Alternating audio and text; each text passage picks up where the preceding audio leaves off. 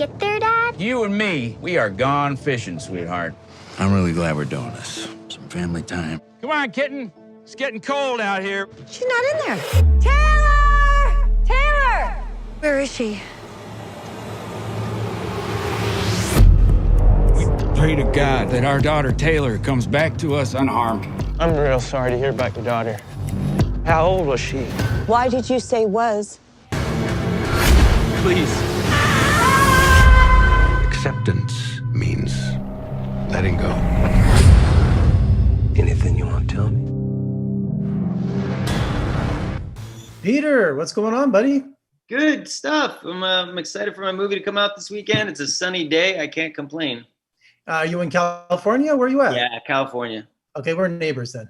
Yeah. I got to get out to Vegas. I haven't been there in a long time. Well, Hopefully wait till things get better, then come Yeah. visit us. Yeah. Hopefully this gets calmed down soon. Peter, I'm telling you, The Vanish is one of my favorite films of the year. What an incredible thriller. I mean, it's just a brilliant experience. I was going crazy last night. And, you know, it's so incredible because you wrote a thriller based on the 5 stages of grief. Mm-hmm. And you feel all of those stages throughout the whole movie. Oh, man, you're literally going to make me tear up because that's so kind of you to say. I'm so happy that you liked it.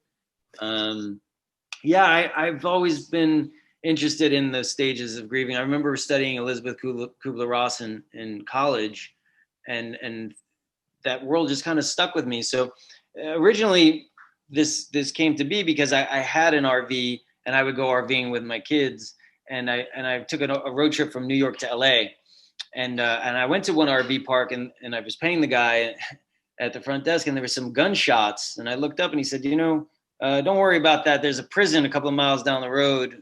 2 or 3 gunshots are okay. Anything more, come running to the front desk. So I didn't sleep at all that night because I was thinking, well, if there's a convict on the loose, and what would happen? And what would happen if my daughter went missing? It would be like looking through for a needle in a haystack out here. And so I just started building that world in my mind.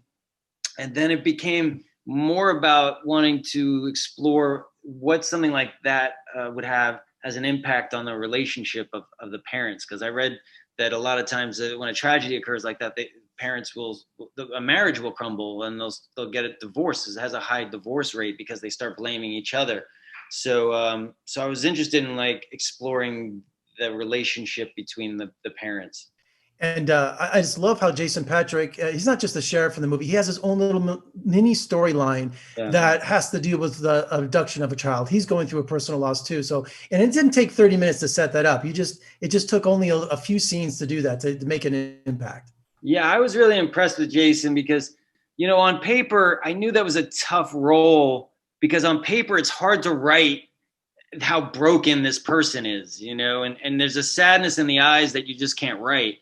And then Jason came along, and I always knew he was a fantastic actor. I had worked with him on another movie, but he created this character that just lifted it off the page. I mean, and he had this broken walk. He put this fat pad on. People are like, wow, Jason really let himself go. I was like, no, it was all acting. I mean, he's genius. He had this fat pad on, the way he moved, the way he walked, the sadness in his eyes.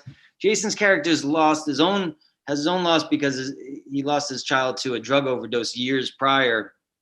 And for me, Jason and his wife were kind of like the Ghost of Christmas future to what Tom and Ann would become if they start blaming each other and their marriage collapses, And I feel that it was a Jaws moment, that scene where Thomas Jane is on the dock and his daughter, he keeps looking over the flashlight. Yeah. Remember in Jaws when Ben Gardner's head comes out of the boat? Mm-hmm. So I just felt that was a little Jaws influence there. Yeah, it's hard because you, as an audience member, something's happening, but the trick is to try to get them when they think it's not going to happen. You know what I mean? So I kind of used the camera to go this way, and I float back, and then I floated that way, and then all of a sudden, I'm giving it away if people watch it. No spoilers. And I love how you had to be in your own film. I thought that was hysterical. Not a Hitchcock moment. You had a nice little deputy sheriff role. And I love when the scene where Anne Heche is, behind the counter in the office, you actually have the music sounds like a heartbeat, because that's the tension. She's trying to do the door and go in the back room. You feel the music and it just felt like a heartbeat. Yeah, I wanted you to feel like you were inside of her, and when you have that tension, and you're sneaking across a room and walking so lightly, it's like you could hear your own heartbeat coming out of your own body, and I wanted to try to capture that. I mean, the tension to me is what makes movies like this, and so the pacing of it is really important, and being able to like stick with the parents, because when you're with the parents, you're kind of living through them. And so the choices that you're making, you're like, well, would I do that? And what would happen if that happened?